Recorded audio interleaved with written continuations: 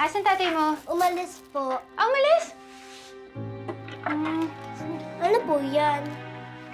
Ulam para sa tatay mong pogi. Ang bango po. Gutom ka, no? O, sige na. Kumain ka na din. Ano po to? Pagpag. Sarap! Lasang fried chicken. Specialty namin yan dito sa Tondo. Mm. May kanin ba kayo? Teka, titingnan ko.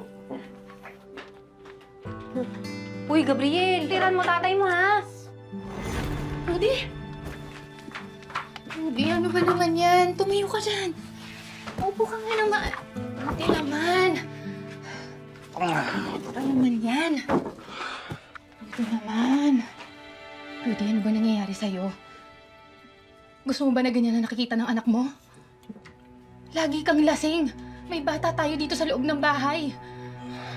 Rudy, mahal, sorry, pero kahit naman ano paglalasing ang gawin mo, hindi na natin mababalik ang buhay ng asawa mo.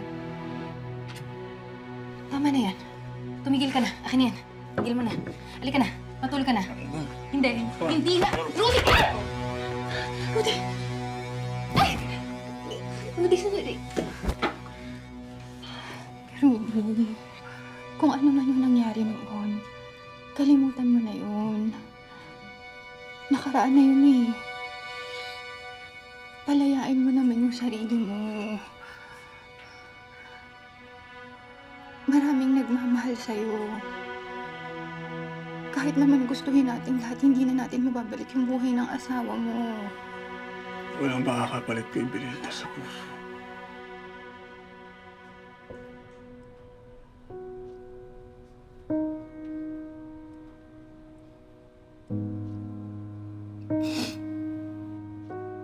Lola. Lola. Lola. Tutulungan naman kita. Matagal na kitang mahal. Hayaan mo kung tulungan ka. Gagawin ko naman lahat para mahalin mo ko eh.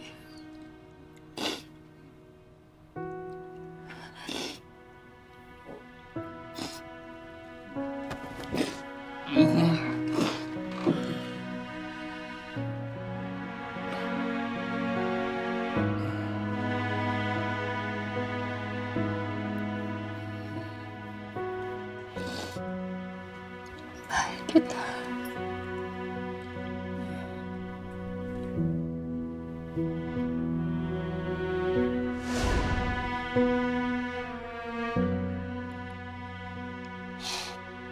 Alam ko naman po lahat yun, Tay.